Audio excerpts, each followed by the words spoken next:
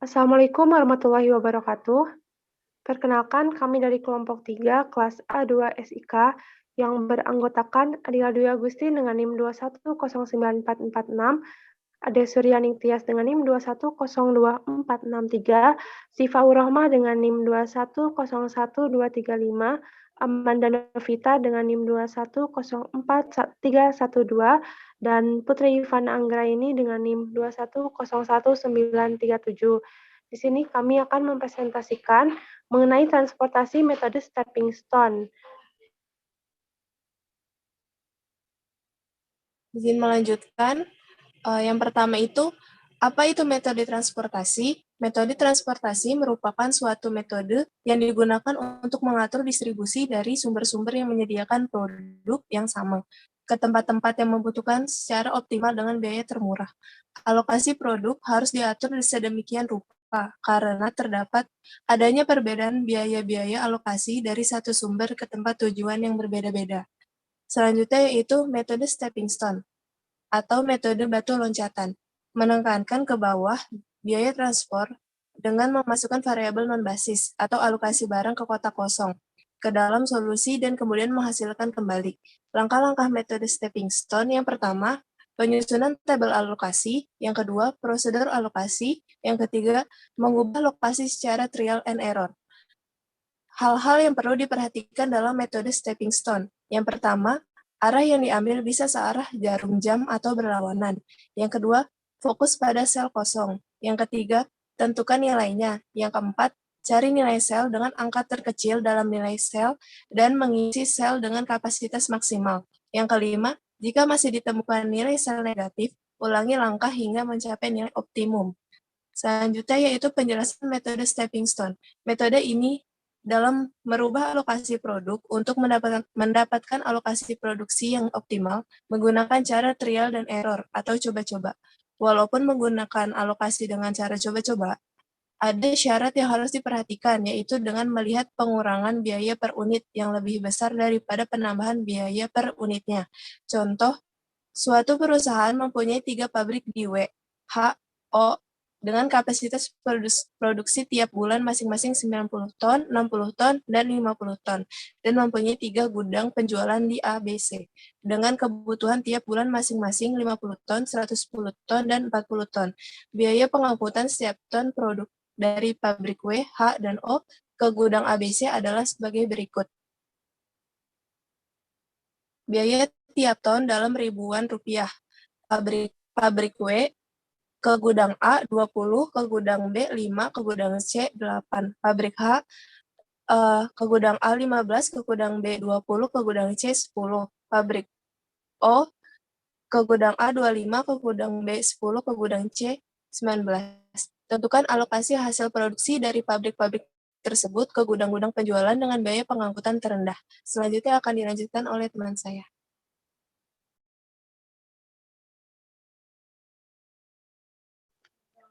Oke, baik. Selanjutnya di sini kita akan mencari solusi dari permasalahan tersebut.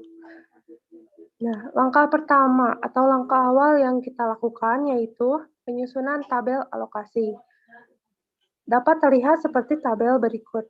Di sini ada X11, X12, X13, dan seterusnya.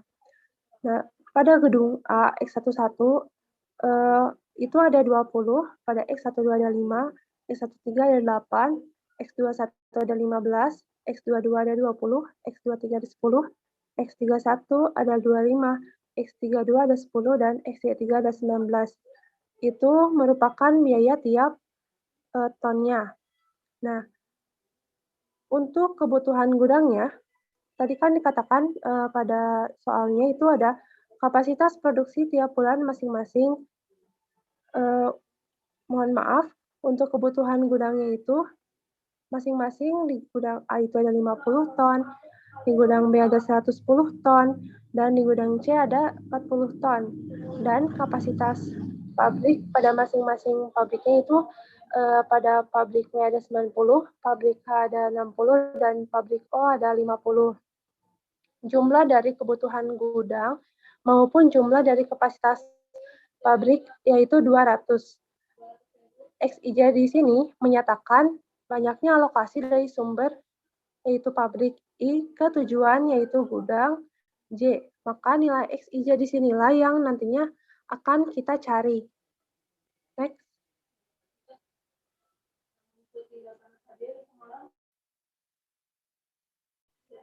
Selanjutnya langkah berikut yaitu prosedur alokasi.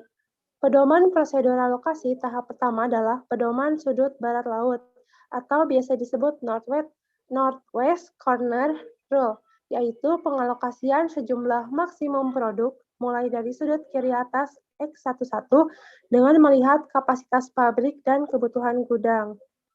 Dapat dilihat pada tabel berikut.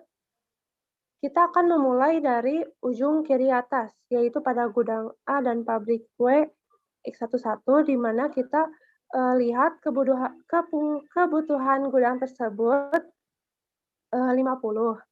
Nah, kita harus memenuhi kebutuhan gudang tersebut. Maka pada X11 ini kita input 50 ton. Maka kebutuhan gudang pada gudang A itu sudah terpenuhi. Selanjutnya kita loncat ke gudang B. Kita lihat kapasitas pabrik pada pabrik W itu ada 90. Sedangkan yang baru terpenuhi itu ada 50, berarti kurangnya itu ada 40. Maka kita input pada gudang B itu 40. Maka kapasitas pabrik W sudah terpenuhi 90. Selanjutnya kita loncat ke bawah ke gudang B pabrik H.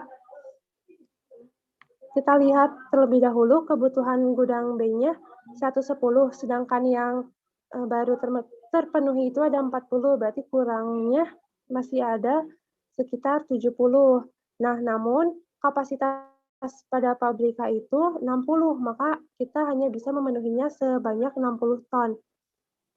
Selanjutnya kita loncat ke bawah lagi ke pabrik O pada gudang B itu berarti kurangnya 10 karena yang awalnya terpenuhi itu ada 100, yaitu dari 40 ditambah 60.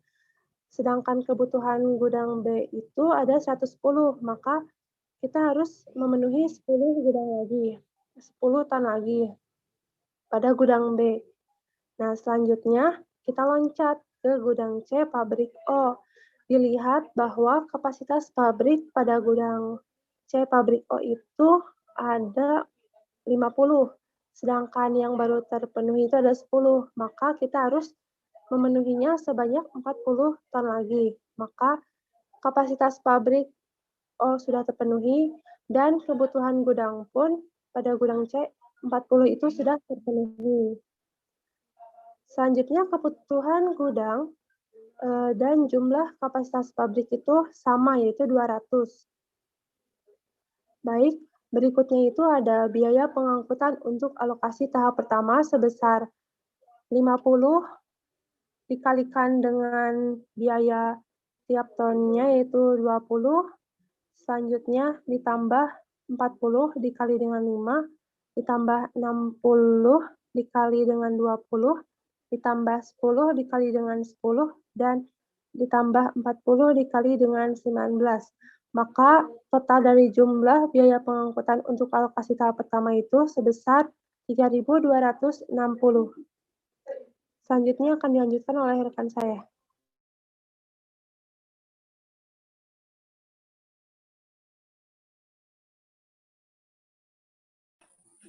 Baik, izin melanjutkan. Next.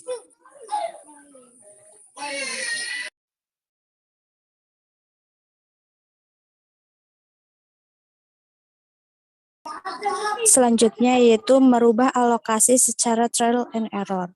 Perubahan bisa dari kotak terdekat atau bisa juga pada kotak yang tidak berdekatan dengan melihat pengurangan biaya per unit yang lebih besar daripada penambahan biaya per unit. Misalnya akan dicoba perubahan dari kotak W ke A ke kotak H ke A. Artinya 50 ton kebutuhan gudang A akan dikirim dari pabrik H dan bukan dari pabrik W. Perubahan alokasi produk dari dua kotak tersebut akan mengakibatkan berubahnya alokasi produk kotak lainnya yang terkait. yaitu kotak H ke B dan kotak W ke B.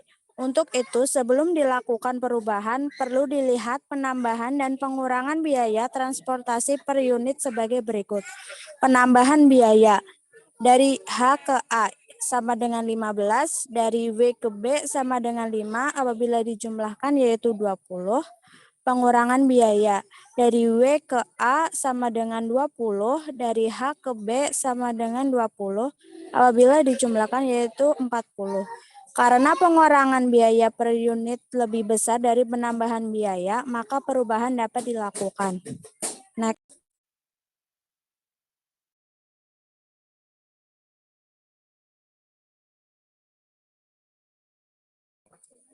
Dapat dilihat dari tabel berikut.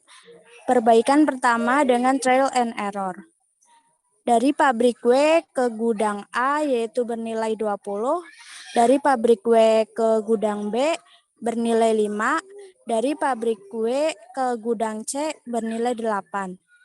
Sedangkan dari pabrik H ke gudang A bernilai 15, dari pabrik H ke gudang B bernilai 20, dari pabrik H ke gudang C bernilai 10. Kemudian dari pabrik O ke gudang A bernilai 25, dari pabrik O ke gudang B bernilai 10, dari pabrik O ke gudang C bernilai 19. Untuk kebutuhan gudang A yaitu sejumlah 50, kebutuhan gudang B sejumlah 110, dan kebutuhan gudang C senilai 40. Sedangkan kapasitas pabrik W sejumlah 90, kapasitas pabrik H sejumlah 60, kapasitas pabrik O sejumlah 50. Di sini pada sel yang kosong pada pabrik W ke gudang B bernilai 90, dari pabrik H ke gudang A bernilai 50, dari pabrik H ke gudang B bernilai 10, sedangkan sel yang kosong pada pabrik O ke gudang B bernilai 10, dari pabrik O ke gudang C bernilai 40. Di sini jumlah dari kebutuhan gudang dan kapasitas pabrik yaitu berjumlah 200. Biaya pengangkutan untuk alokasi tahap pertama sebesar 90 dikali 5 ditambah 50 dikali 15 ditambah 10 dikali 20 ditambah 10 dikali 10 ditambah 40 dikali 19 yang apabila dijumlahkan menghasilkan 2.260. Penambahan biaya dari W ke C sama dengan 8, dari O ke B sama dengan 10 apabila dijumlahkan yaitu 18. Pengurangan biaya dari W ke B sama dengan 5, dari O ke C sama dengan 19 apabila dijumlahkan menghasilkan 24. Selanjutnya akan dilanjutkan oleh rekan saya.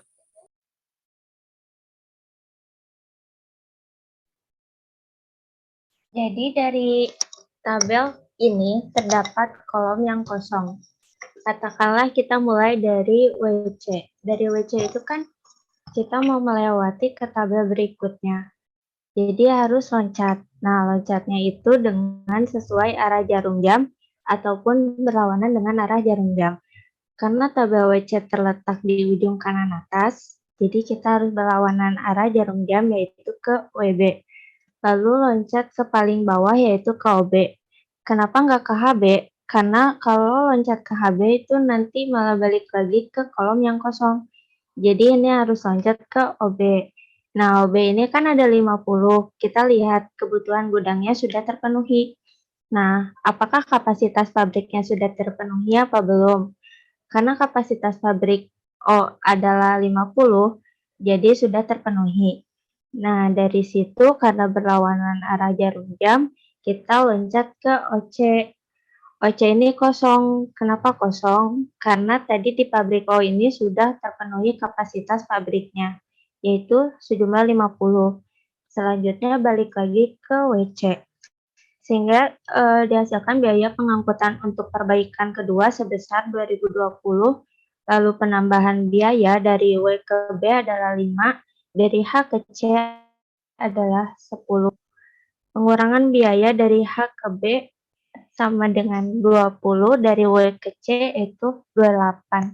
Sehingga dihasilkan 28. Selanjutnya akan dilanjutkan oleh rekan saya.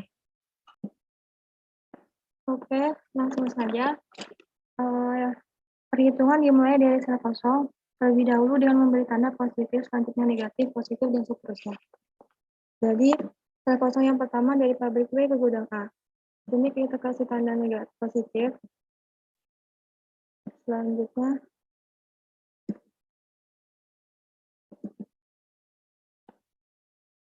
ini negatif.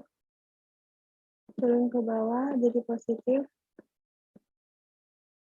Ini negatif, kembali lagi ke sel kosong awal. Jadi untuk sel kosong pabrik W ke gudang A yaitu 20 min 8 plus 10 min 15 sama dengan 7.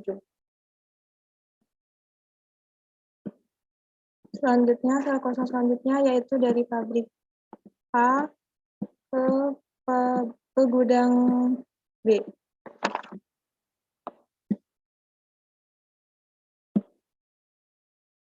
Yaitu di sini positif.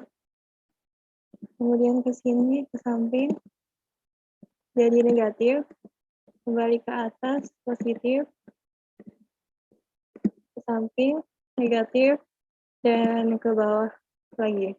Jadi terjadi lintasan tertutup. Jadi untuk pabrik H ke gudang B yaitu 20 min 10 plus 8 min 5 sama dengan 13.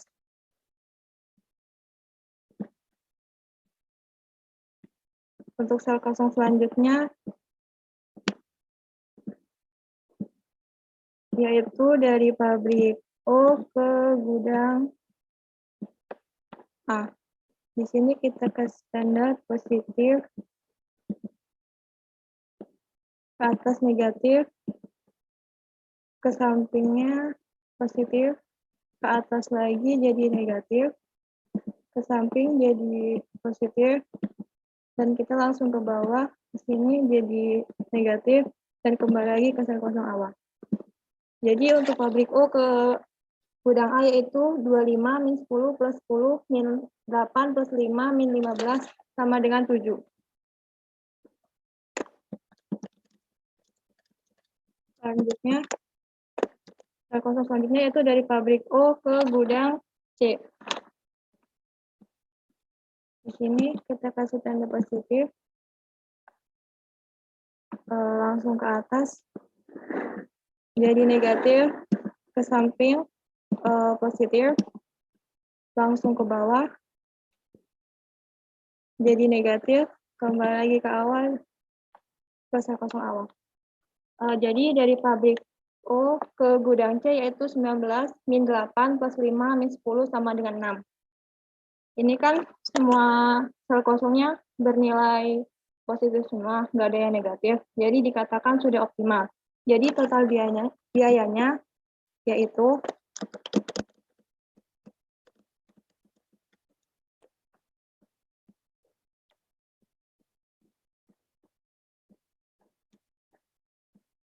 eh,